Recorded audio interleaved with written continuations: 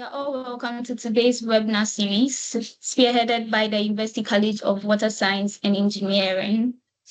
So, University College of Water Science and Engineering is a private institution based in Ghana. Its establishment is in response to the imperative contribution towards the attainment of the SDG with Sub-Saharan Africa region through the intensification of water science and engineering education. This brings us to our theme for the day, which is groundwater fluoride contamination sources, hotspots, health hazards, and sustainable containment measures in Ghana. My name is Veradi Tete, and I'll be your moderator for the session. So today, our speaker for the day is Dr. Emmanuel Daanoba Sunkari, who is a geological engineer with specialized expertise in sustainable water resource management, hydrogeology, environmental geochemistry and health, and economic geology. He is a lecturer at the University of Mines and Technology in Ghana and currently holds the position of postdoctoral research fellow at the University of Johannesburg in South Africa. Previously, Dr. Sunkari was a research fellow of the Scientific and Technological Research Council of Turkey. Dr. Sunkari's academic journey began with a Bachelor of Science degree in Earth Science from the University for Developmental Studies in Ghana in 2013. He then served as a teaching assistant and a research assistant at the Department of Earth and Environmental Sciences at the same university from 2013 to 2014. Subsequently, he pursued both his MSc and PhD studies in geological engineering with a specialization in geochemistry, supported by a scholarship from his previous research institutes in Turkey. He completed both his MSc and PhD with distinction in Turkey in the year 2017 and 2023, respectively. Dr. Sunkari has authored over 90 peer-reviewed scientific papers, books, conference papers on water quality and health, predominantly in Elsevier and Springer Nature journals. He has also presented numerous scientific works at conferences in these areas. Currently, Dr. Sunkari has received 1,000+ Google Scholar citation of his scholarly works with an H index of 19. Dr. Sunkari has cultivated strong scientific collaborations with researchers from various countries, including Ghana, Nigeria, Morocco, Ethiopia, South Africa, Turkey, India, Romania, Portugal, Sweden, and the USA. His academic excellence has been recognized by the AD Scientific Index, which ranks him as the third best scientist at the University of Mines and Technology, Takwa, in Ghana, and the sixth best earth scientist in Ghana.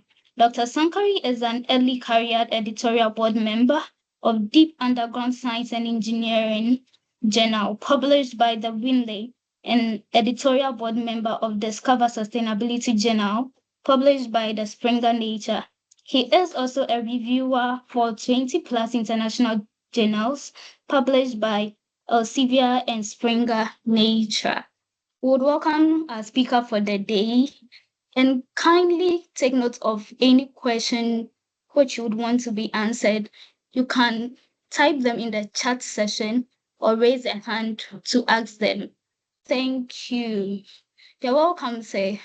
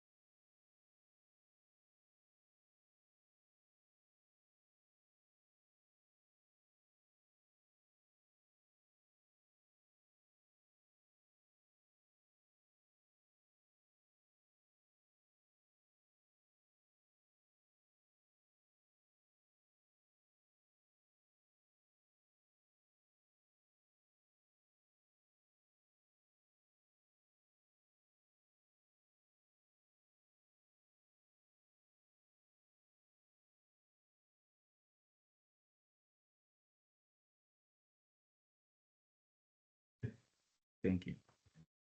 Hello. Please, can you hear me?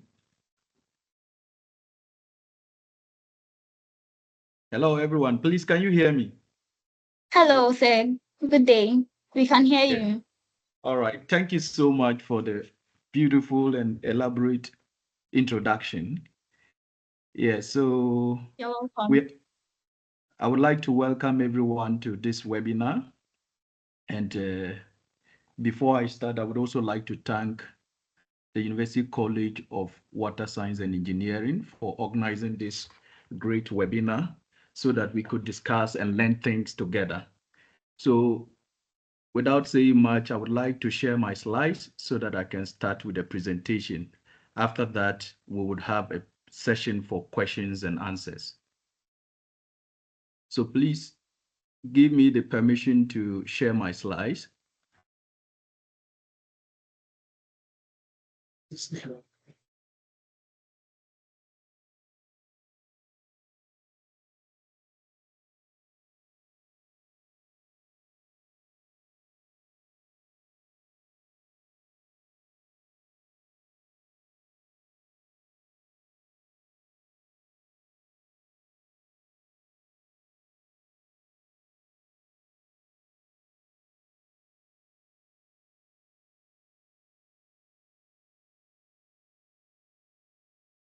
Yeah, I'm still not granted the permission.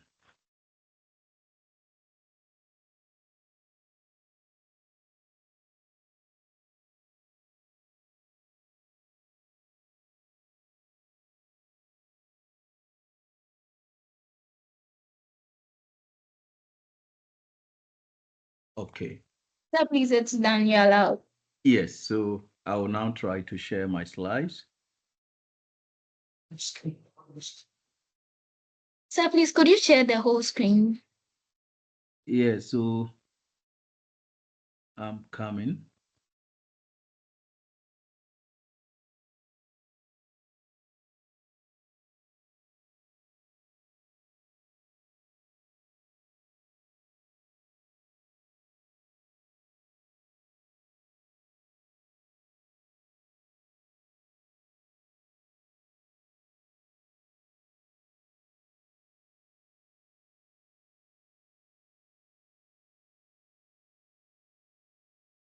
Please, can you see my slides?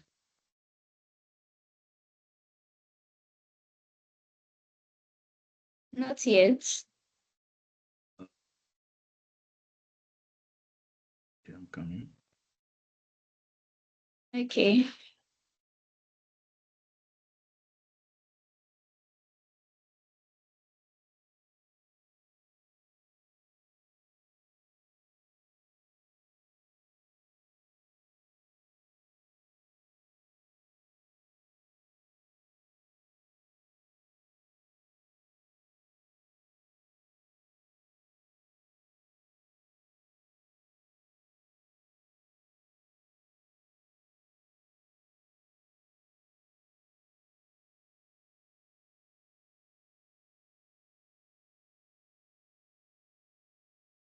Okay, it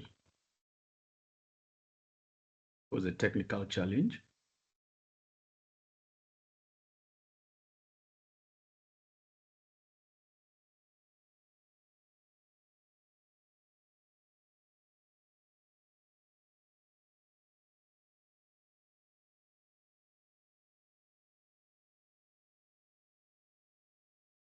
All right, so can you see my slides now? No, sir. Yes, we can see it now. All right. So thank you so much.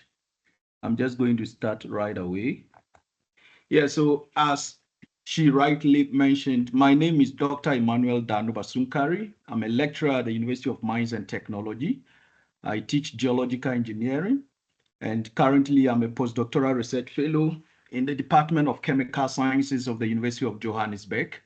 So today's webinar is titled Groundwater Fluoride Contamination, Sources, Hotspots, Health Hazards, and Sustainable Containment Measures in Ghana.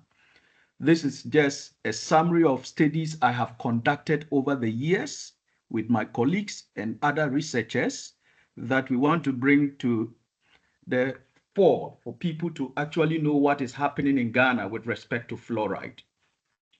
So in the presentation, I will give you an introduction about what fluoride is all about, where we can find high fluoride in Ghana and other parts of the world, and the main problem we are going to, solve through these research outputs.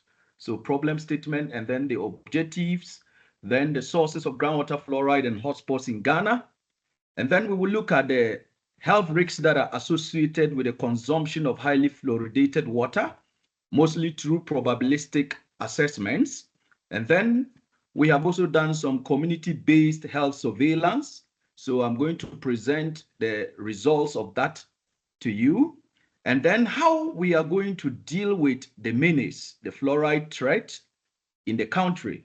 So that's why I term it sustainable containment measures. And then the conclusions emanating from the presentation, and then finally acknowledgement. So this is a global map projected for the next years up to 2040. And this talks about water stress. When we talk about water stress, it is about the unavailability of freshwater resources. You can have water, but if the water is not fresh or is not of good quality, then you are suffering from water stress. It's a bit different from water scarcity. So if you look at this map, you will see the reddish portions are showing areas that are having high and extremely high, water stress. So currently I'm in South Africa, so you can see South Africa is hit by high water stress. And for Ghana, we can see Ghana is actually located in the low water stress terrain. But that should not make us be so happy, because there are a lot of human activities and even geogenic activities that are occurring in the country, which are actually contaminating our water resources and making them not fresh.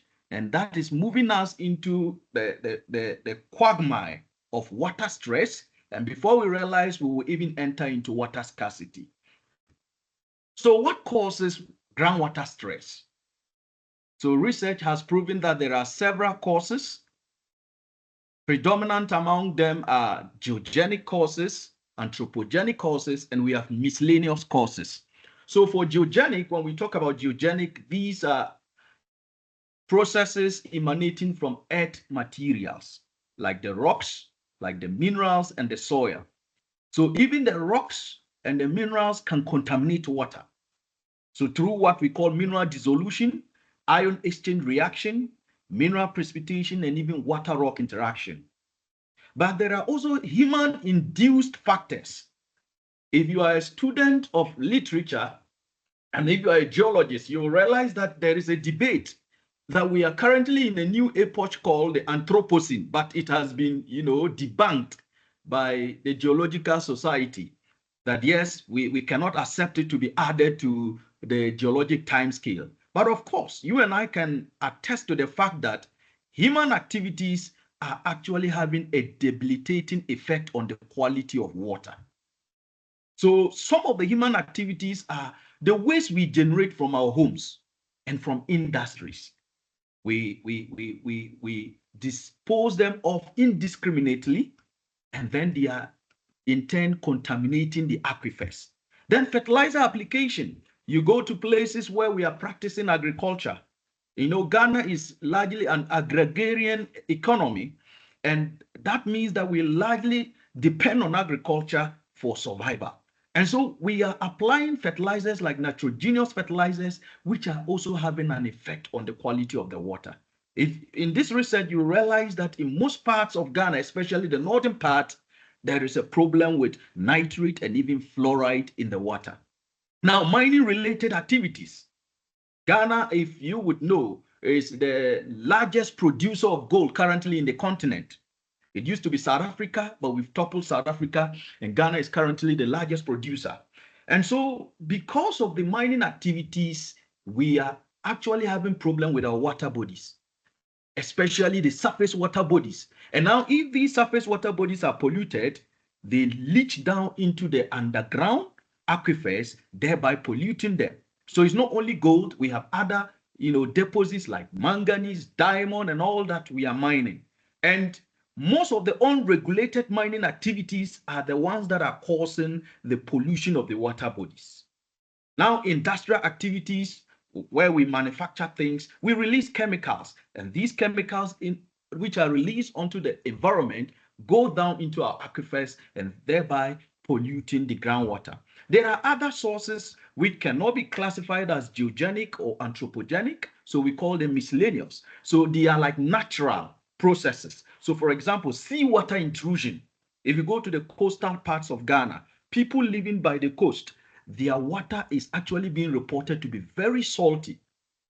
It is not their fault, but it is because there is something we call cross-contamination or intrusion of seawater into the groundwater. Then we have climatic change or climate change that is occurring because we have, a whole lot of things taking place which are changing the atmospheric conditions.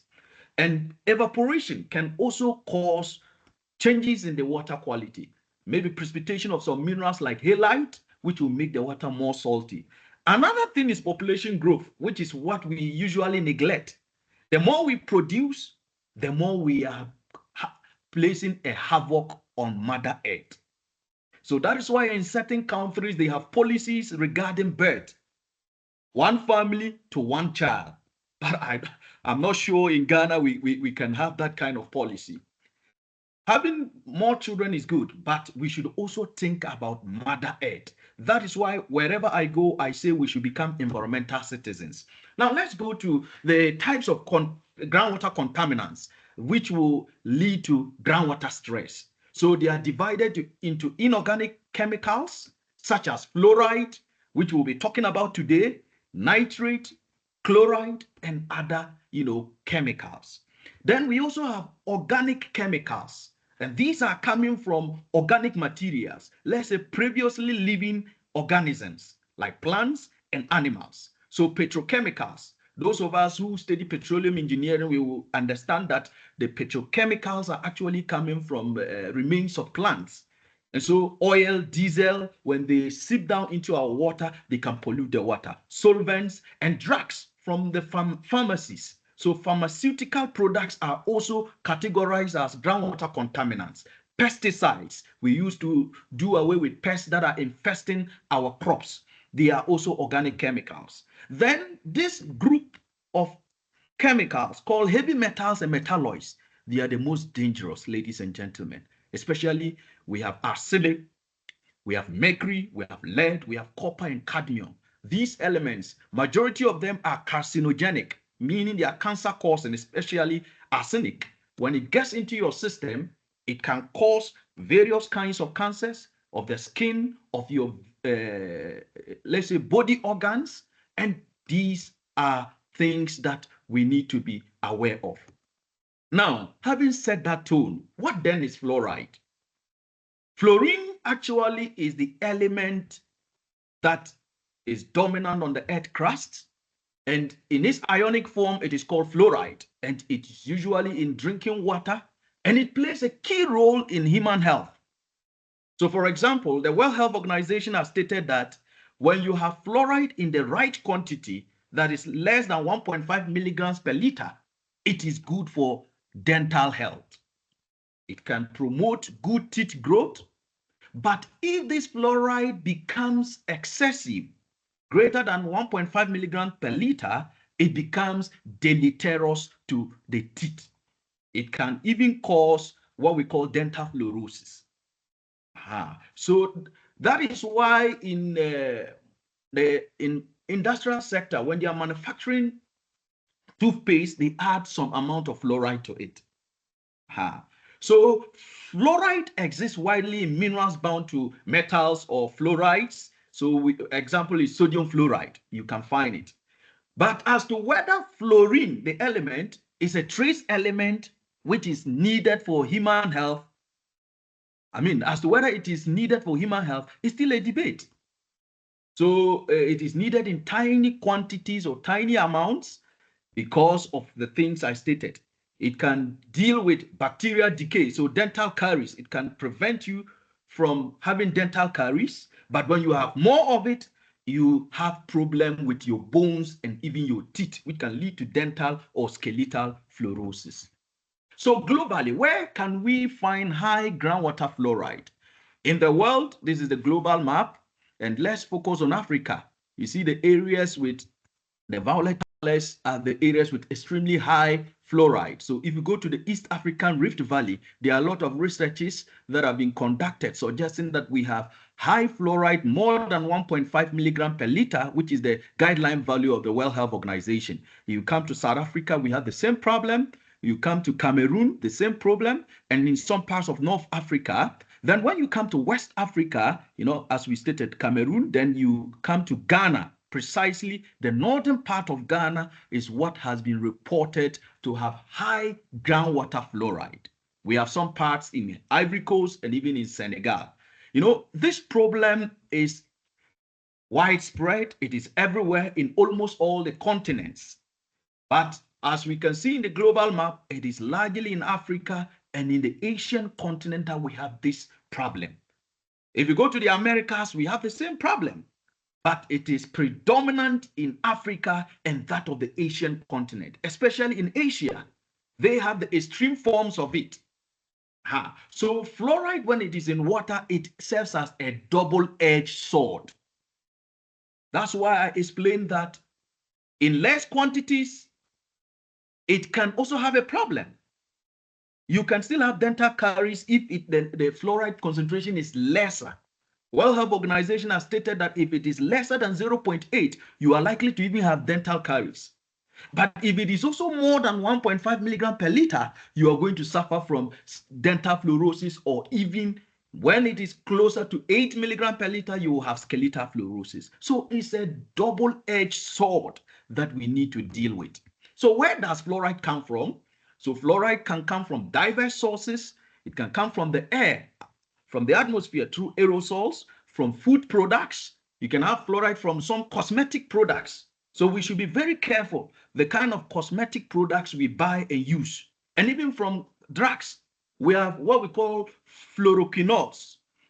If you buy drugs that have a lot of fluoride in them, I tell you, when you even throw those drugs, they will leach and enter into the groundwater, and then they will pollute the water.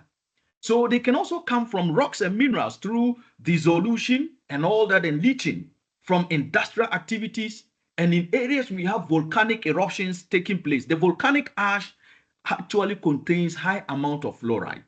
And all these can lead to groundwater contamination. Then even from hydrothermal processes, when mining, mineral deposition is about to occur, hydrothermal processes can also lead to the deposition of fluoride in the environment, and also through the combustion of coal. So now, having talked about the sources of fluoride, what can fluoride do to the human body? So fluoride toxicity has been divided into two streams. We have what we call the acute effects and the chronic effects. The acute effects are the ones that are not long-term. They are just the symptoms you get, and they are for a short while. So if you have high fluoride in your system, let's say you drink water that has high fluoride, you will suffer from nausea. You will have vomiting, hypocalcemia, and then several other acute effects as listed here. Then for the chronic effects, which are of interest to me this very morning, are the dental fluorosis, where your teeth become mottled. I'll take that one into detail. We will see some pictures. Then skeletal fluorosis, where your bones become weak and become bow-legged, and then you are not able to walk well. Hypersensitivity reactions, dyspepsia, gastric irritation, and several others. But the key things that are of concern in this particular webinar are dental fluorosis and skeletal fluorosis. So let's look at them. The chronic effects of groundwater fluoride toxicity. So you can see this. This is what happens when you have excess fluoride in water and you keep drinking it. You are exposed to it for several years. This is what happens. You can have dental fluorosis. So according to Dean in 1942, he classified this into mild, very mild, moderate, and severe. So look at this. Very mild. the teeth, at least it is becoming a bit yellowish, but it has still not graduated into extreme levels. So we say very mild to mild. So slight mottling of the teeth. Then we also have moderate, where you have obvious mottling of the teeth. You begin to see some yellowing within the teeth. Look at the teeth and you see like lines or pits in the teeth. Then when it becomes severe, ladies and gentlemen, it looks like this. It becomes very distasteful and awful to look at or behold. You see the teeth of people. It is not their fault, but sometimes because it's just natural processes that are occurring within where they have boreholes. And so they are drinking the water that is highly fluoridated and they have their teeth like this. Now, skeletal fluorosis. This one is very common in the Asian continent. This is how the legs look like. They become very weak. Some of the symptoms are stiffness of the muscles. We have pains along the muscles. Even children are the ones that are highly affected when they are exposed to water having extremely high concentrations, especially when it is about 8 milligrams per liter. People are liable to getting skeletal fluorosis. But when it is just above 1.5 milligram per liter, we can have the other ones we talked about, dental fluorosis. So now what is the problem my research seeks to solve? The issue is that several studies in Ghana have actually predicted, and even through laboratory works, they have stated that Ghana is one of the fluorosis endemic countries in Africa. And the studies have largely defined the northern part of Ghana. If you can see here, according to Araya et al. 2022, this is a predictive map. So it is not, field-based, it's predictive based on, fluoride concentration. So they were able to determine that we have extremely high fluoride concentrations in the northern part of Ghana. The southern part is not actually excluded. We have traces of high fluoride, but the extreme concentrations are restricted to the northern part. And the northern part, we have the northern region, northeast part, the upper east region, northeast region, and even some parts of the savannah region. If you check the upper west region, it is largely secluded. A few traces that you can see there. So now, most of these studies in the past 5 years were predictive, some were analytical. But you see, several regions in Ghana are yet to be scientifically explored. So this is a caveat to scientists who want to, go into these fluoride studies. This is a gap. Most of the parts of Ghana, especially the southern part, it may not be because the rocks there do not have fluoride in them or, the minerals and all that. It might be because we have not focused our attention to doing fluoride studies in the southern part of Ghana. Why am I saying this? If you go to the central enclave of Ghana, especially where we have discovered lithium, the pegmatites that host the lithium, pegmatites contain a lot of fluoride. They contain a lot of fluorine. They contain the mineral called fluoride, calcium fluoride, CaF2. Now, no study has documented evidence of this menace in that enclave. So that suggests that it is largely because we have not been conducting researches in the southern part of Ghana. That might be the reason. Well, of course, the geology could also be a factor because the rock types in the southern part are quite different from the rock types in the northern part. And you would understand in this webinar that the fluoride concentrations in the north are largely ascribed to geogenic sources from the rocks.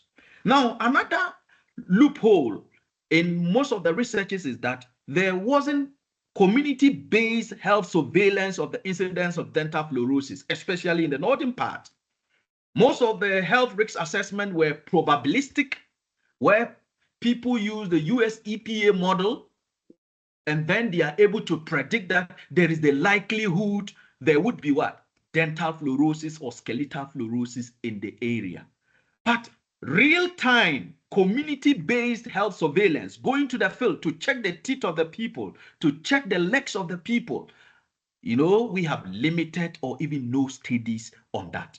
So this research is geared towards looking at that. Now, so the aim of the research is to synthesize all previous studies on groundwater fluoride contamination in the various parts of Ghana. And this is geared towards identifying the sources of fluoride enrichment in the water, delineating the hotspots of fluorosis, and then assess the associated human health risks, and then identify the best sustainable defluoridation methods. So specifically, the research is actually aimed at establishing the hydrogeochemical characteristics of fluoridated groundwater on a countrywide scale, especially in the highly fluoridated areas. What type of water do we have? Now, what are the characteristics of the water? Then, what are the mechanisms enriching the fluoride in the water? That is the second objective. And then, which areas in Ghana can we pinpoint as the hotspots, areas that are having fluorosis that the government can take attention on? And then to assess the human health risks using both probabilistic and community-based health surveillance. As I told you previously, most researchers were using probabilistic, but in this research, we are having also a community-based health surveillance to define the situation. And then the last objective is to identify the best sustainable and cost-effective containment measures. So now, this brings us to the sources of groundwater fluoride and hotspots in Ghana. And this part is largely based on case studies, my own research works with my research team, and then other researchers. I have synthesized all these studies, then we can get to understand the situation in Ghana. So this is a paper that was published in 2018, comparing fluoride concentrations in the north and the south. And previously, most of us thought that when you think about fluoride, it's just the Bongo district, because a lot of research has been conducted on the Bongo district in the Upper East region, that place has high fluoride. And the dental fluorosis pictures I showed you, we have a lot of people in Bongo suffering from this particular, problem. And when you go to the community, most of the people say, well, this problem seems to be ancestral, because as we came to being, we realized that our forefathers were like that, grandfather, my father, myself. So they ascribed the fluorosis incidence to ancestral sources. But ladies and gentlemen, these researchers have actually come to ascribe the fluorosis incidence in northern Ghana to geogenic sources from the rocks, from the minerals in the area. So we focus also in the Bongo area, and the highest fluoride concentration was about 4, which agrees with what has also been reported by previous researchers. And in the southern part, especially in the Efija-Setre-Dumasi area, it was about 0.8, even though we have higher fluoride concentrations in other places. So the same Bongo district was studied again, the same, concentration was obtained. Yes. And then in the Northeast region, one of the newly created regions, let me tell you, this is the highest so far which has been reported, about 13.29 milligrams per liter. And this is far, far higher than what has been reported in the Bongo district. And then in the northern region, we have about 8.4 milligrams per liter. So details of the researches, I will at least summarize that to you. But this is just to tell you the fluoride concentrations reported.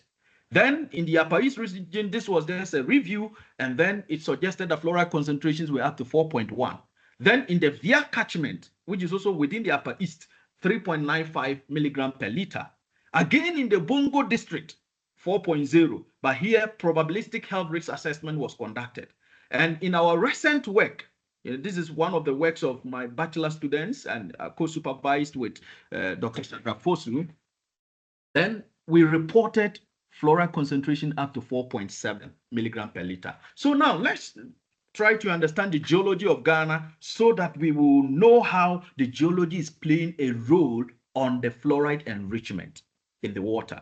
So as we may know, Ghana is lithologically divided into about four main lithological provinces.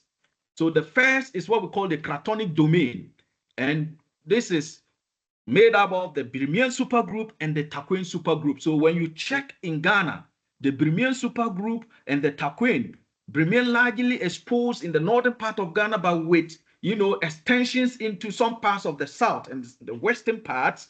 That is what we are talking about. When we say cratonic domain, it means it's the stable part. And these rocks are the oldest kind of rocks in Ghana. They are mainly composed of the Permian. We have metavolcanic rocks, metasedimentary rocks, and the Taquin is largely made up of metasedimentary rocks, which researchers have suggested were sourced from the Permian because they have, overlapping ages. Now, we have what we call the cratonic cover. You see this part that is like a circle here in the central part of Ghana. That is the cratonic cover unit. It is known as the Voltaigne supergroup. Some people say the Volta Basin. It's a platform unit which is mainly composed of sedimentary rocks. This area is largely composed of sedimentary rocks. So we have sandstones, we have limestones, dolostones, and all that. Then we also have the metamorphic and mobile belt towards this part of Ghana, the southeastern part. We call it the metamorphic and mobile belt. It is made up of the Dahomean, the Togo series, and the Buem structural unit. So this area is made up of metamorphic rocks. So we have schist, we have gneiss, we have marble, and all kinds of metamorphic rocks in this terrain. Then we have the coastal sedimentary basins, and these run towards the coastal parts of Ghana. So we have the Tano Basin, the Apollonian Formation, and all that. These all form within the tertiary, coastal sedimentary basins. And that is where we are harnessing our hydrocarbons from. Now, how did we do this research? First of all, we had to go onto the internet and search for works on groundwater fluoride with some terminologies like groundwater fluoride, fluorosis in Ghana, dental fluorosis, skeletal fluorosis, and then publication records were gotten from 4 databases. From Scopus, about 20, Google Scholar 40, Science Direct 50, and Web of Science 50. So in total, about 160 works on this particular topic were actually gotten from the search criteria we used. And then out of that, 42 were eliminated. Why? Because they were duplicates. We found that in Scopus, the same thing in Google Scholar and all that. So about 42, now leaving about 118. And out of that, 7 of them were also excluded because their titles and abstracts did not actually reflect exactly what we were looking for. So now it was left with like 111. And after that, others were also removed because we couldn't get 2 of them. 2 articles could not actually be gotten. So we eliminated them, leaving 111. And then the next was 109 left. Why? Because others were eliminated because titles were not relevant to the study's objectives, original research findings were not presented in the abstract, and publications were from conferences, workshops, and short papers. We really needed real research articles. So that is how come it ended with 97 after excluding all those things. Now, let's look at the findings of the research over the years from the scientists, and most of them are likely coming from research works I've conducted with my team and others. So, hydrogeochemical characteristics of highly fluoridated groundwater in Ghana. So this is a Piper diagram, and if you look at it, it talks about the type of water that we have. And in the fluoridated areas in Ghana, the water is largely sodium bicarbonate in nature. It contains sodium as the dominant cation and bicarbonate as the dominant anion. So this agrees with what is found in literature. The highly fluoridated areas usually show hydrochemical fasces involving sodium bicarbonate water type. So that is what we find in Ghana, the fluoridated areas, especially if you go to the north. You will see it is either potassium bicarbonate or sodium bicarbonate. This is the kind of water we have there. And once you have this kind of water, there is the likelihood there will be fluoride mobilization in the water. Now, what are the factors controlling the chemistry of the water in these areas? Now, you can see in the Gibbs plots here, the samples are largely within the rock weathering dominance terrain. What does that mean? That suggests to us that chemical weathering of rocks and dissolution of minerals are actually the major controls of groundwater chemistry. But sometimes they could be what we call ion exchange reactions, because if you look at the plots, there is an increase in the TDS, the total dissolved solids, yes, against the sodium divided by the sodium plus calcium. And this suggests there could be some form of cation exchange reactions. Some of the samples fall in the evaporation crystallization dominance terrain, And if you were following in the beginning, I told you evaporation could be one of the miscellaneous sources of groundwater stress. So because of crystallization of some salt-bearing minerals, they can also impound on the quality of the water. So sources of fluoride in Ghanaian aquifers. This is a schematic flow chart that illustrates where we can have fluoride in the Ghanaian aquifers. So rocks, we can have rocks with fluorine-bearing minerals. And these rocks will weather and then form soil, and then they can leach, the minerals in the soil will leach down into the groundwater, enriching the water with fluoride. Now we can also have fluorine released by soil changes. If there is some changes within the soil, then the fluorine is released and it goes down into the groundwater again. It could also come from agricultural fertilizers. There are some fertilizers that are noted in literature to contain fluorine in them, especially the nitrogenous fertilizers. We have varieties of them. When you check their chemistry, they have fluorine, usually substituting with the OH minus or hydroxyl group in them. And that is where we are getting some amount of fluoride in the water. So fluorine is not actually just coming from rocks. It can also come from anthropogenic activities. So even from surface water, okay, we have surface water that is enriched in fluoride. It moves within the soil and then drains now, and then there is some form of leaching into the water. Then there can be what we call precipitation of certain cations.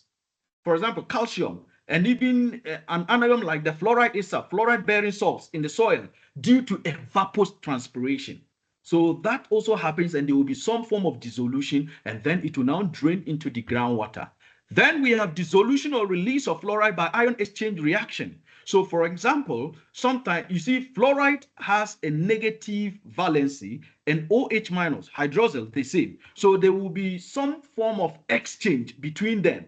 So if you have a mineral like biotite, a mineral like muscovite, these are micas. When you check them, they have OH minus group in them. And this OH minus group is sometimes usually replaced with what? Fluoride.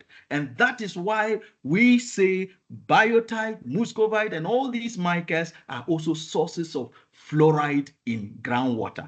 And when the water is highly alkaline in nature, it becomes a recipe for enrichment of fluoride in the water. Alkaline conditions facilitate fluoride mobilization in water. And that is what is happening in Ghana. If we check the fluorosis endemic areas, they are highly alkaline in nature. So let's look at how the lithologists control fluoride enrichment in Ghana.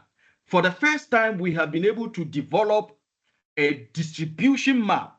And this is not predictive. It's not based on predictions. This is based on real-time data of fluorosis or fluoride concentrations in all parts of Ghana. And in this map, and it is transposed on the geological map of Ghana as we saw before. So the red symbolizes those with concentrations above 1.5 milligram per liter. Then the blue, those less than or equal to 1.5. So you can see, again, it is just within the voltane supergroup, as I explained in the geology before. So the reddish parts are mostly in the voltane, and the voltane largely is within the central parts of Ghana, northern region, northeast region, and some parts of the savannah. And then it enters in other parts, even in the upper east region. But largely in the upper east, we have the Birimian supergroup. So that is why we are having all this. So it can tell you that fluoride mobilization in groundwater in Ghana is largely associated with the voltane supergroup and the Birimian supergroup. And these rocks contain some minerals. And these minerals have fluoride in their chemistry. As I explained before, we have biotite, we have muscovite, which may be dissolving into the water, but these may add little amount of fluoride because it's not that much. So another process could be ion exchange reaction, which is facilitating the fluoride enrichment in the water. But if you check, you see, there are little studies on this phenomena in most parts of Ghana, especially the southern part. So it may not be because of the specific rock types we have in the north. It might also be because we have not conducted enough research. So ladies and gentlemen, if you are a student here, I think You can even get a project topic from this or a research topic from this and try to investigate in other parts of Ghana. So most of the rocks in northern Ghana are known to contain fluoride-rich minerals like fluorite, selenite, apatite, muscovite, biotite, and hornblende. So that is why we have the abundance of highly fluoridated water in the northern part of Ghana. Now, mineralogical constraints. Now, taking the rocks and slicing them and checking under the microscope, a petrologist uses that to know the minerals. There are some minerals you can't see with your naked eye. So you have to use what we call the petrographic microscope to understand those minerals. Now, I already mentioned to you some of the minerals that have fluoride in their chemistry, like muscovite, like biotite, and even we have apatite, selenite, and all that. So now, these are thin sections of rocks coming from the fluoridated parts in Ghana. So you can see that we have a lot of muscovite, okay? Muscovite is here. Then we have biotite also here. We have muscovite, we have biotite all over in the rocks. And that suggests that, yes, there could be some contribution from these minerals into the groundwater. So the fluoride concentrations could largely be coming from these sources, but also from other sources, maybe ion exchange reaction, which we'll be looking at later. So the feldspars, microcline and plagioclase, which is a sodium-bearing feldspar, albite, are the source of potassium and sodium respectively. So that is why the waters in the north are usually having higher sodium concentration, higher potassium concentration, because we have abundance of feldspars in them. So these minerals contribute to fluoride levels in the groundwater, especially the micas that I made mention of. Now let's look at summary of the highly fluoridated zones. So we call them the fluoride hotspots. You've seen them in the map already, but now let's look at the fluoride concentrations through analytical works. In the Upper East region, several parts of the Upper East region, Bongo district, with the Via catchment, Bolgatanga municipality, Kasina municipality, all these areas are fluoride up to about 5.0 milligram per liter, And so these are the researchers that have reported these concentrations. So previously, everyone in Ghana thought, oh, it was the Upper East region that had this issue. Look at the highest, 5.0. But we move down to the Northeast region, which is a newly created region. Now, we have close to about, it's actually 13.29 milligram per liter, not 19, so sorry for that. So up to 13.29 milligrams per liter. And this was reported in recent researches. And so this is now discovered as the fluorosis endemic part of Ghana. It is not just the Upper East region, but the Northeast region. And then more research is even coming up, which is suggesting that the Northern region is having up to 19 point something. So the Northern region currently research suggests is up to 11.6, and which is still far higher than that of the Upper East region. Then the White Volta River Basin, which stretches along all these regions, research documented up to 3.79 milligram per liter. So certainly, ladies and gentlemen, the highly fluoridated zones in Ghana are restricted to the north. But let me add again, the limitation of our research works is that everyone is focused in the north, because the research has actually proposed previously that the north has that problem. So everyone is working in the north, but we are restricting the southern part of Ghana. So I am charging every one of us, for us to achieve the Sustainable Development Goal 6, the targets in it. Let us do a holistic and comprehensive monitoring of the groundwater resources in Ghana, not just the northern part of Ghana. So let's look at how geochemistry controls the enrichment of the various ions. So these plots are bivariate plots. So you see sodium against chloride, and most of the samples are plotting above the equiline. And so that suggests that reverse ion exchange reaction is what is contributing to the fluoride enrichment in northern Ghana. So, I mean, not fluoride, but other ions like the sodium and the chloride. So that is what is making the water to have high sodium. But there are some from forward ion exchange reaction.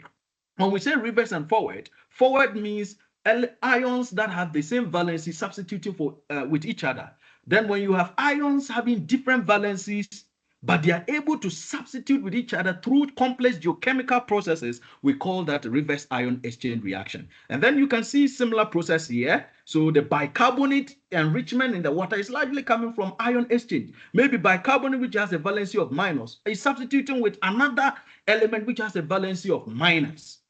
So that is why we are having that. So we want to see whether mineral dissolution affects the water. So most of the samples, as you see here, are falling a bit away from the minerals involved. So we largely can still say it's reverse ion exchange reaction, but some are closer to silicate weathering.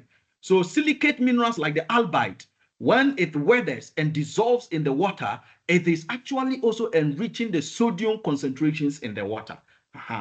Then again here, similar trend is shown. Then we can see also on this diagram, reverse ion exchange, and also here we have ion exchange reaction. So generally, the broad term is that ion exchange reaction is actually contributing to the enrichment of ions in groundwater within the northern region of Ghana. Then similar trend is also shown in the northeast region. If you check on this diagram, almost all the samples are plotting, away and below the 1:1 line, and some are on the 1:1 line. If samples are on the 1:1 line here, which involves sodium and bicarbonate, it means carbonate-bearing minerals are dissolving also in the water. And mind you, northeast region is in the voltaic, and that is why calcite, aragonite, dolomite, they may all be contributing to the bicarbonate enrichment in the water. That's the trend that is shown here. Then again, we can see ion exchange reaction and then similar trends here. Then in the upper east region, which is also the fluorosis endemic part of Ghana, the same trend, ion exchange reaction. We have both forward and reverse. And then we have some gypsum dissolution. Gypsum is a mineral that involves calcium and sulfate. So the calcium and sulfate enrichment may also be coming from dissolution of gypsum in that enclave. And that may be talking about the part of the voltane that you can get in that area.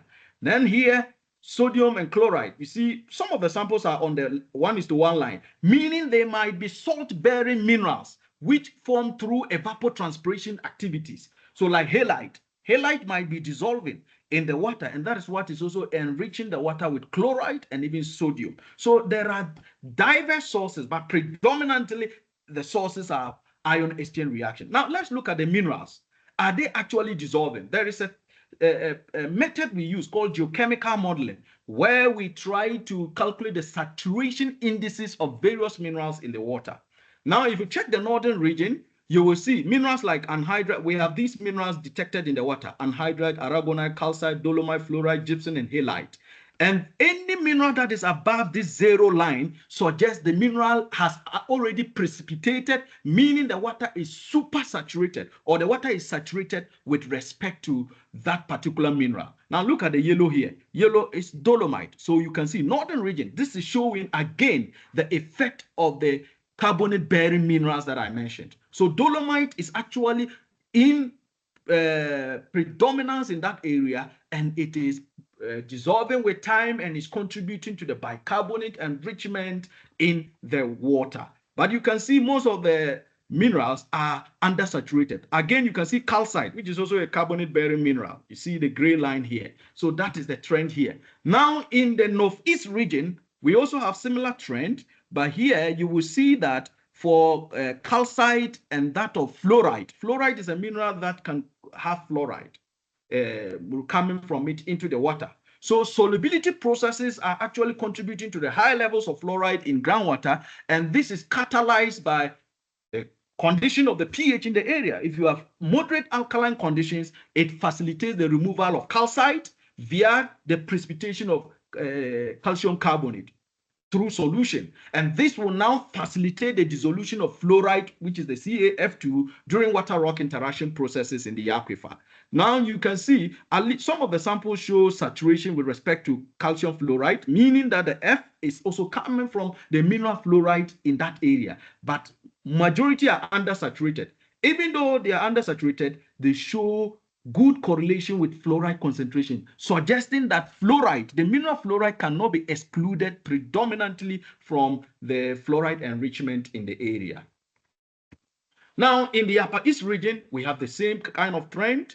So some of the samples are undersaturated with respect to, calcite, the carbonate-bearing minerals, because this area is largely composed of the Birimian. So that is what we are seeing here. We don't see carbonate minerals being the water being saturated with respect to carbonate minerals. So even fluoride, they say. So here, one can predominantly conclude that it is largely because of ion exchange reaction. It is not just mineral dissolution.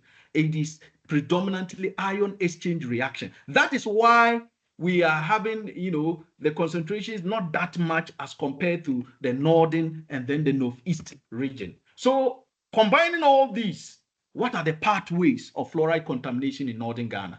So this is a conceptual model of the basement there. We have some rocks in that enclave we call the bongo granitoids or the bongo granite.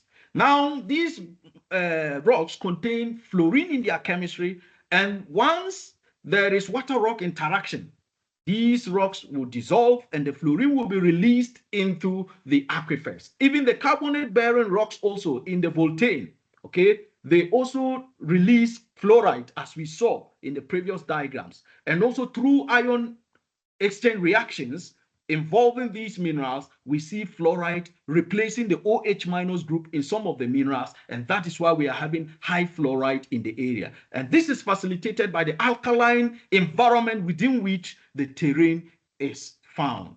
Now, we have tried to also use isotopes to understand the sources of the fluoridated water. Where is the water coming from? And if you check on these diagrams, the first one, for example, you will see that the samples we studied in the fluoridated parts of Ghana are all falling on the global meteoric water line. And this suggests that meteoric water, which is what? Rainfall. We also even took rainfall data from the fluoridated area, which is the peach color you are seeing here. And you can see that the samples are actually falling, on almost the same pattern with the rainfall. That suggests that fluoridated groundwater in Ghana is recharged from local precipitation, rainfall. It is not coming from anywhere, it is coming from rainfall. Now we try to see, when you have boreholes drilled in the fluoridated parts of Ghana, at shallow depths and at deeper depths, which ones will have higher fluoride? This is going to guide drillers in such terrain. When you are drilling, you will be mindful of what to do to help the people. So it suggests that we have higher groundwater fluoride concentrations associated with deeper wells. Look at this, the deeper wells. You will see the depth is the peach color. As the depth is increasing, you have higher fluoride. So because the depth is increasing and the rocks are being exposed, you are now hitting the bed rocks which contain the minerals. Ion exchange reaction is taking place. Mineral dissolution is taking place. That is why we begin to have the water having excess fluoride in it. So this implies that dissolution of fluoride from the geology or the rocks in the area is the main process regulating fluoride concentration in the study. Now let's look at the health risks. I will be ending the webinar very soon, but this is the most interesting aspect. Having looked at the sources where we can get the high fluoride, now what is the high fluoride doing to the health of people in the fluoridated parts of Ghana? So most of the studies, as I told you, were based on probabilistic risk assessment, where they are looking at the concentrations of the fluoride from the lab, and then the body weights of the people that are drinking the water, and then the number of years and days they are exposed to the fluoride. So there is a formula you can use to do this computation. But first, you will have to divide the population into age groups. So we have infants, we have children, we have teenagers, and we have adults. And you can see, ladies and gentlemen, EDI means estimated daily intake. What does it mean? It means the amount of water people drink, which has higher fluoride in it on daily basis. And you can see here, there is a strange pattern here. Children throughout, in almost all the communities in the northern region, are the ones that are drinking more water with more fluoride than the other age groups. After children, you have adults. Then after adults, you have teenagers. Then you have the infants. These are the babies. So this is actually suggesting that children are the hypersensitive population in the northern region. Now, the next assessment is hazard quotient. with this, when you calculate, you take the values of the EDI divided by a reference dose value, which is 0.06 for fluoride. And when the value is more than 1, it means that there is a health problem in the area as the people are drinking the water. So you can see most of the communities are having the hazard quotient higher than 1. And it is affecting all the populations, infants, children, teenagers, adults, but predominantly it is the children that are having the health risks related to fluoridated water. So when you go to these communities, it is likely you are going to see children having their teeth mottled more than the other age populations. But we don't have, community-based health risk assessment done to ascertain this. And this research has done that. We are going to show you some pictures, but this is what has been done previously. Now in the Northeast region, similar trend. You will see the amount of water people are drinking with respect to fluoride, and children are the ones having the highest again. And then in terms of hazard quotient, the same. They are exposed to the the health effects like dental fluorosis, skeletal fluorosis, and other health effects of fluoride toxicity. The same trend, so you see in the Upper East region. So you will see the children. The children are actually drinking more water with what? Excess fluoride in it. And because of that, the same pattern is seen here. Children are actually having a lot of health risks. So when you go to the Bongo area, you will see a lot of children having their teeth mottled. And this, we have already ascertained that it is coming from the rocks through ion exchange reaction and mineral dissolution. Now, combining all this, let's look at the percentage distribution of dental fluorosis among the various age groups. So we are basing on the HQ, and the HQ is a hazard quotient, which was talking about the health risks. So you can see that children, about almost 90% of children in the fluoridated parts of Ghana, the northern part of Ghana, are suffering from dental fluorosis. It is an eyesore. Ladies and gentlemen, we need to do something about this.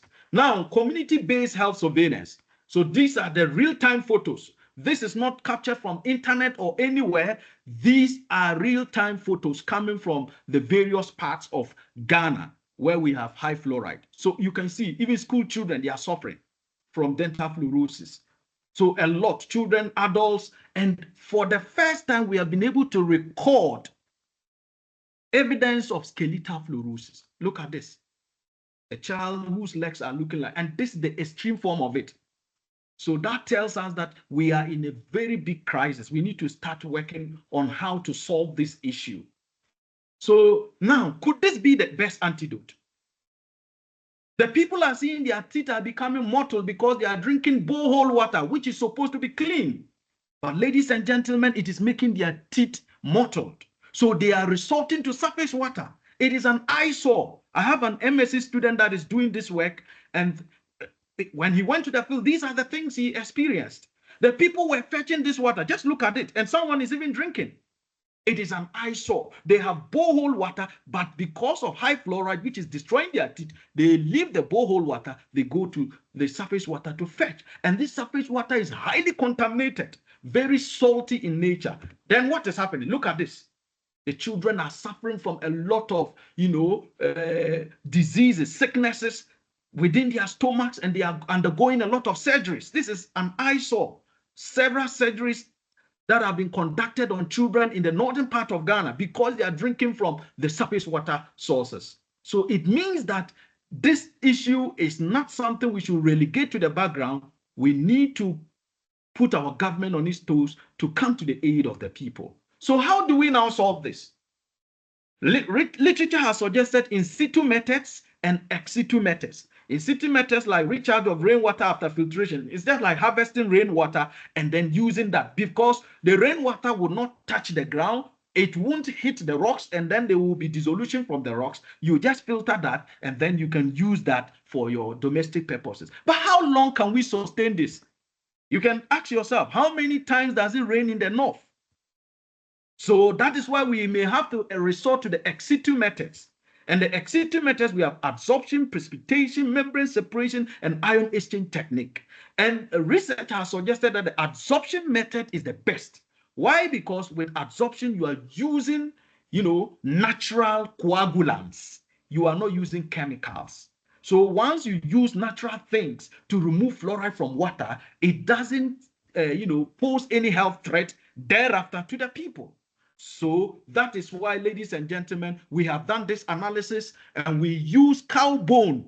The normal cow bone, we eat cow meat, beef, and we throw the bones away. The bones can be used in removing fluoride.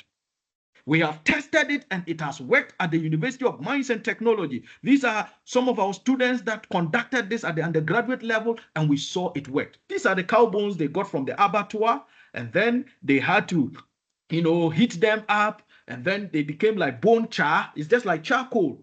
And then now they had to grind them in a mill, and then they performed the experiments. Let's see. Now they had to activate or expose the bone, as I showed you before, to higher temperatures, about 900 degrees Celsius in a furnace. And this is what we got, the bone char. This is pyrolyzed bone char. And then now it became activated by increasing the temperature again to like 300 degrees Celsius. And then we got this whitish stuff from the bones. And so we call this activated bone char. So the students use this and added to the water, especially the activated one. And then what happened? But before that, we had to also characterize the pore spaces, because this is adsorption method. The higher the holes or the pores in the bone, the higher the capacity to absorb the fluoride in it.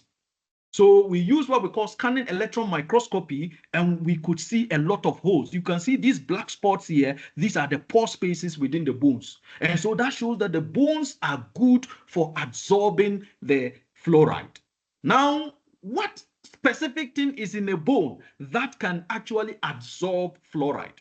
There is a mineral we call hydroxyapatite.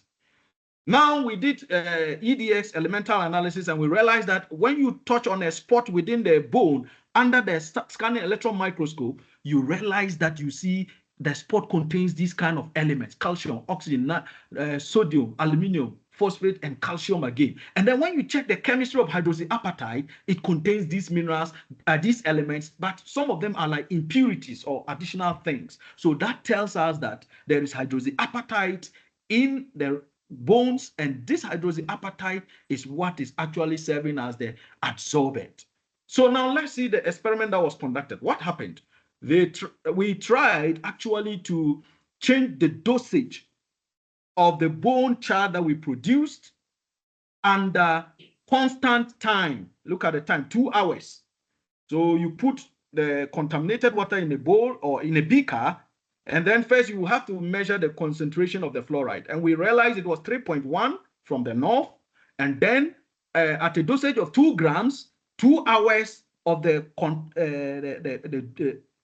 adsorbent, the bone char with the water, we realized the fluoride reduced from 3.1 to 1.98. And this is the percentage of removal, and this is the absorption capacity. We realized that as we kept on increasing the amount of the adsorbent, the bone char, what happened? The fluoride removal was also increasing to the extent that the fluoride concentration even now fell below the 1.5. And that shows that bone char is good for removing fluoride in water. So, ladies and gentlemen, this is serving an environmental, problem. We are disposing of bones anyhow, but we can use the bones to actually treat our water. Now, let's check. When you now maintain the dosage, we realize that, okay, by 4 grams, you see that at least the dosage is, the fluoride concentration is reduced drastically. So we try to maintain the dosage at 4 grams and then increase the contact time or vary the contact time. Instead of 2 hours, we're checking at 15 minutes, 30 minutes, 1 hour, 2 hours, 4 hours, 8 hours, what was happening? And then the fluoride concentration, which was initially 3.1, reduced to like 0.82 when it was like 4 hours. So what is this telling us? The higher the contact time, the higher the dosage, the higher the percentage of removal. So if we want to design a defluoridation plant, we need to have enough, coagulant or the adsorbent, and we need to let it stay at least for 4 hours. So now we tried another method. This is a recent work by another student of mine. And we use Moringa oleifera as a coagulant. And this Moringa oleifera, ladies and gentlemen, when you go to the highly fluoridated parts of Ghana, it is dominant. Everywhere, backyard garden, they plant. And this is also serving to be, a good coagulant for removing fluoride. What happened when we did the same kind of experiment? Changing the dosage, see the initial fluoride concentration, 2.81. Then we change the dosage, then it reduced, fluoride concentration reduced to 2.07. Here too, it reduced to 1.45. And then as the dosage was increasing, the fluoride concentration reduced more.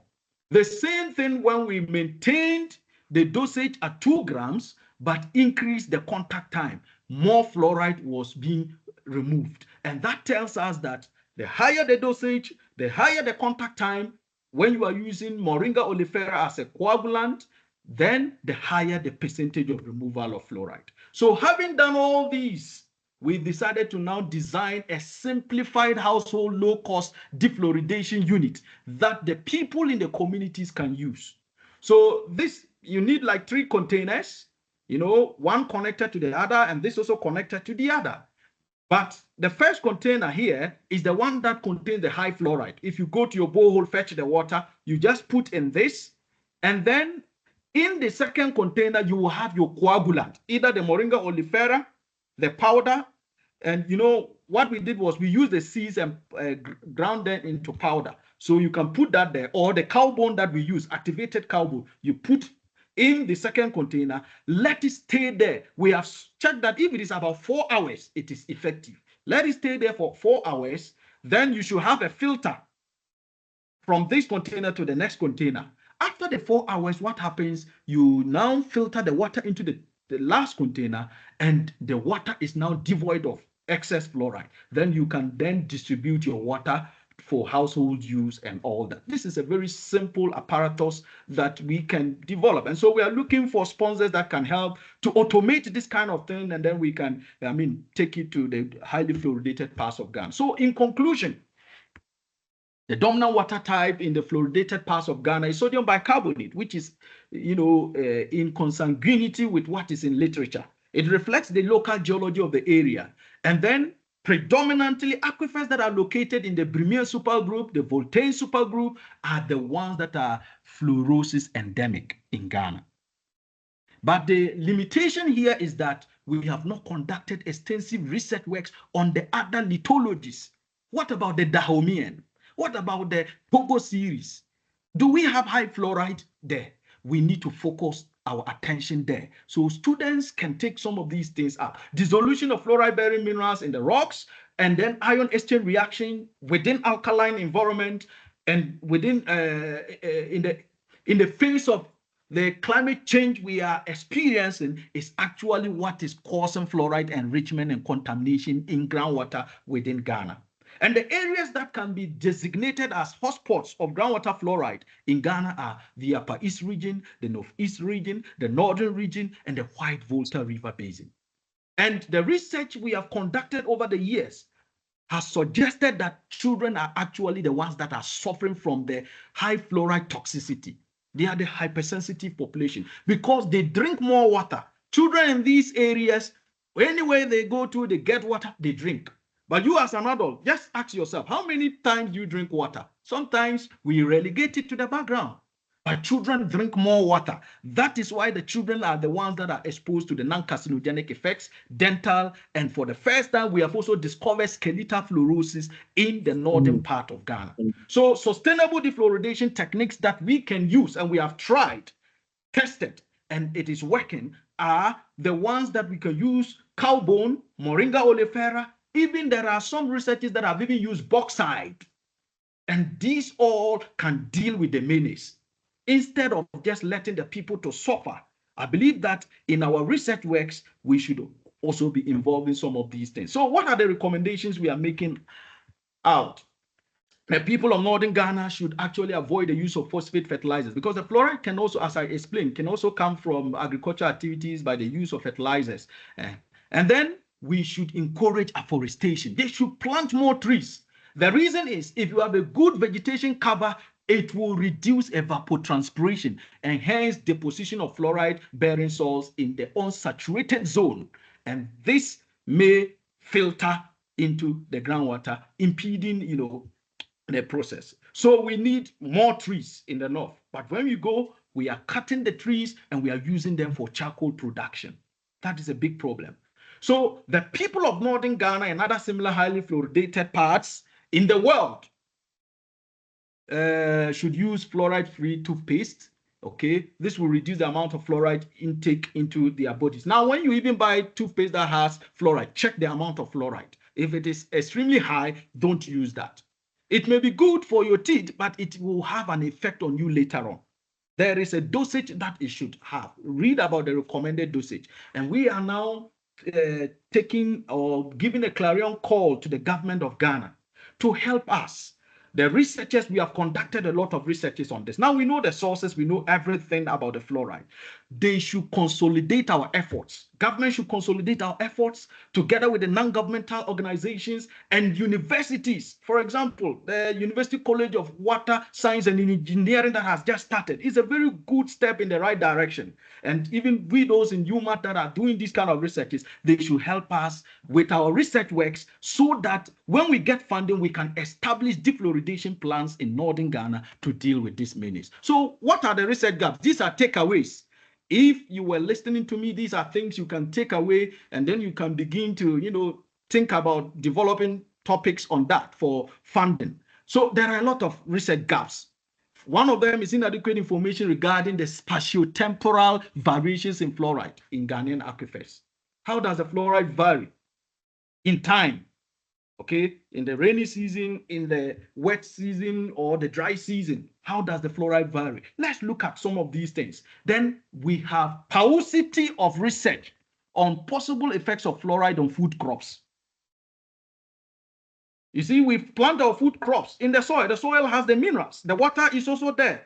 We even use the same water to, irrigate the crops. When you go to the north, we practice irrigation farming. Now, the fluoride is actually in the water. Then it gets into the plants. The plants will bioaccumulate it, and then you eat it. You are taking back the fluoride. But we have not done lots of researches on this aspect. Most of the research is just on the water. So there's the need to look at the soil water plant nexus. We look at the fluoride toxicity in the soil, in the water, and also in the plants. Let's develop researches towards that, domain. And there is limited research even on the impact of increased fluoride concentration on the growth of plants and animals, especially the plants. The animals. The animals are also drinking the water, but they are having this problem. You will see some animals having dental fluorosis, but we neglect it. We relegate it to the background. Let's do research on that. So those of us who are animal scientists and those of us who are geochemists and water specialists, let's look at all this. Fluoride contamination in Ghana is actually becoming a major environmental and public health concern. So even though there are a lot of efforts to address this issue, there are a lot of knowledge gaps as I've enumerated. There are several of them. So let us make hay whilst the sun shines. So there are ongoing researches I've been doing. So we are looking for collaboration. We do work on groundwater, surface water interaction. So our research works are into 3 streams: hydrogeology, environmental geochemistry, and economic geology on mineral deposits and all that. So we are looking for collaborations. And I have been able to set up a research group in the University of Mines and Technology based on the students I supervise and all that. We have been working on applied geochemistry. So the research group is called Applied Geochemistry Research Group. And we are looking at applying geochemistry in exploration in the environment, society, research, technology, and even processing. These are all geared towards achieving the sustainable development goals. So acknowledgements. I would like to thank the University College of Water Science and Engineering for this invitation that you've given to me and actually giving me the honor to be the guest speaker, especially Professor Amos Kaboba. I thank you so much for the invitation. I'm also looking forward to collaborating with you on similar endeavors. We have a lot that we can still do together. And I would also like to thank my research team members, all my postgraduate students, undergraduate students, and then my colleagues, especially Dr. Shadrach Fosu, who helped in, the defluoridation experiment as we were guiding some students. And then Mr. Onesmus Dizion, he's my master's student from Liberia, and he helped in the community-based health surveillance. Thank you so much, and I am listening to you if you have questions. Okay, thank you so much, sir, for the insightful presentation. So we have about 2 questions. Please, the first one is from James, and he says that he wants to know if after treating the groundwater with activated charcoal to remove the fluoride, were comprehensive tests conducted on the final water to ensure that not only were the fluoride removal successful, but also to detect the presence of any new contaminants or byproducts which were introduced during the treatment process. If so, what specific tests were performed and what were the results? All right. That is very good. Thank you so much for the question. Yes, we perform such research. So first of all, we had to even do complete water quality test on the water. Not only the fluoride, we didn't just measure only the fluoride. Initially, we had to measure all the major ions we can think about and, potentially toxic elements, and then the pH condition. So we have that. It's because of time that I couldn't present all that. And then after we were able to defluoridate the water, we had to test the quality of the water again. And if time will permit me, I could even share one of the works, and you would see that apart from just the fluoride, other elements were being reduced, their concentrations. So we had most of the cations like sodium, potassium, and all that, their concentrations reduced. The pH level also reduced a little bit, but still around, the slightly alkaline condition. So we did comprehensive water quality test by using some methods like ion chromatography, and then we use ICP-MS as well to test the quality of the water. And so it is proven by research before, water quality test before, water quality test after. So one of the striking things we even saw, an element like arsenic was also even being reduced alongside with the fluoride after the defluoridation. So I think I've answered the question. Or if there is... Okay, thank you so much.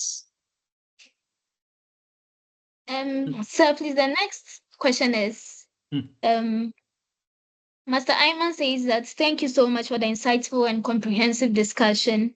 I would like to know, how are the local communities being involved in efforts to monitor and mitigate fluoride contamination in their water supplies? All right. Thank you so much for that question. I think this one largely behooves on the government. So we have, and then NGOs. We have, when we went to the field to do the research, we had some NGOs working hand in hand with the community members. An NGO like World Vision International. They have, some groups among the populations, especially the women and the youth there, where they set up, these kind of monitoring teams to be reporting to them about the changes they see in the water they are drinking. So that is what the non-governmental sector is doing. But sorry to say, the contribution from the government is quite less, because I know it is just the Community Water and Sanitation Agency that is also doing something. They go, they drill boreholes, and they check the quality of the water. But as to whether the community members are involved in the monitoring process, that is what I don't know, because I don't work there. But what I got from the field when we went to do the research was that World Vision International is dotted all over all these highly fluoridated areas, and they are working in tandem with the community members. They have focus groups, and then they have designated some roles to people to be reporting to them about the changes they see. So there is that kind of monitoring system. But we need more concerted efforts from the government in that regard. Thank you so much. This is from Master Hamed. He says that many thanks to our guest speaker for the insightful research and study. I would like Mm, to understand the policy implications of this study. Given mm. its importance, has there been any communication or work done to inform water and health policy stakeholders, as well as private and public water providers in Ghana? All right. Thank you so much. So, as part of our efforts to engage the community and even the government in dealing with this menace, we have made quite some number of presentations to governmental organizations, especially the district assemblies. We've submitted our reports to them. This is all these works are based on projects we have run in the fluoridated parts of Ghana. So we've sent the reports to them.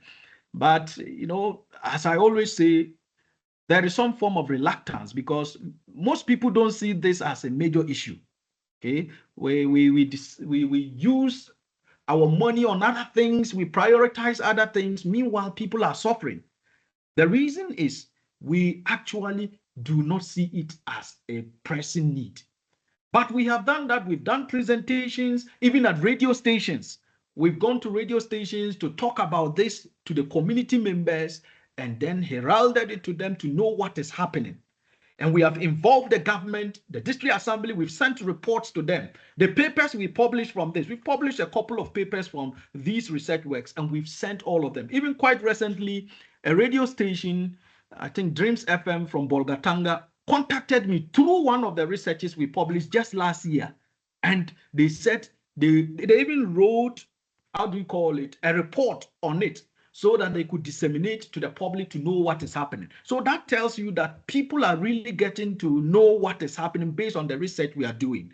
But we still need more support from the government, especially the government agencies that are responsible for this. Community Water and Sanitation Agency, Ghana Water Company, and all the water sector players. We have a full Ministry of Sanitation and water or something like that. We need support from them. We need funding to do some of these things so that we can do more community outreach, go talk to the people with photos and evidence from their various communities. They will feel it. And even some of the human practices they are doing that are bringing this problem, I know people may be afraid and they will actually lessen their acts.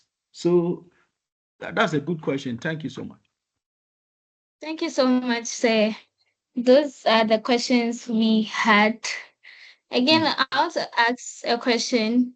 So, from the from your presentation, mm. I want to know if the implications of fluoride um in our society and communities, are they resulted from our behavioral attitudes, or they are natural, or they are from technological activities? All right. So it's a double-edged scenario. It's both from natural processes and natural products of the earth, like the rocks and the minerals from the research we have done, and it's also coming from human activities, like agriculture. I stated the use of some fertilizers which contain fluoride in them. They are also contributing to the fluoride enrichment in the groundwater. But the main source is from the geogenic or the natural, if you would put it that way, from the rocks and the minerals in the area. You can't take the rock from the area. You can't take the minerals from the area. These are things that occur through natural processes. So the only thing we can do is to manage the situation, to find sustainable ways of containing the situation, and that is what we have done. So in essence, it's from our human attitude in what sense? Agricultural activities, where we use some fertilizers that have fluoride, and then also the use of fluoride enriched toothpaste, as I made mention of. Fluoride toothpaste. There are some toothpaste you check the fluoride concentration is extremely high. They are trying to prevent dental caries, but when that happens, you release it, you brush your teeth on the and then you pour it onto the ground, it seeps down into the aquifer, and then it will add more fluoride to the water. So that is attitudinal. So we can regulate that, but for the natural or geogenic aspect, it is difficult for us to regulate it. So that is why we need, more concerted efforts in developing these defluoridation, techniques to deal with the menace. Okay, so thank you very much for the presentation. Mm. And thank you so much for the insightful impact you've given us today. I'm You're hopeful welcome. everyone is very appreciative of your presentation today and Yeah. would like to um, gain access to your documents presentation so that we can go through as well. All And right. then we can all help to promote the elimination of fluoride activities and pollution. Thank you so, so much for your That's time fine. today. That's We fine. appreciate it. Thank you so much. I will do so. And I thank you also for inviting me, as I said. So if there are some more questions, people can write to me via my email, or if you have my contact. So my email is edsunkari@umat.edu.gh. edsunkari@umat.edu.gh. You can write to me if you want even collaborative research. We can do together. But I've still seen some hands. One, Emmanuel, I don't know whether he's granted to ask a question.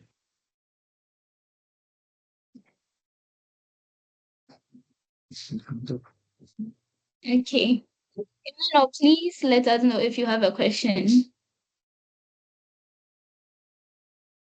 Emmanuel Akinwele.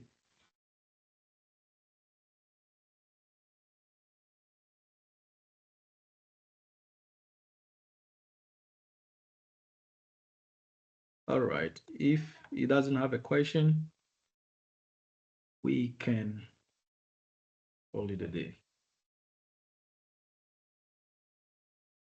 Okay. Thank you so much, Doc. All right. And do have a great day. You're And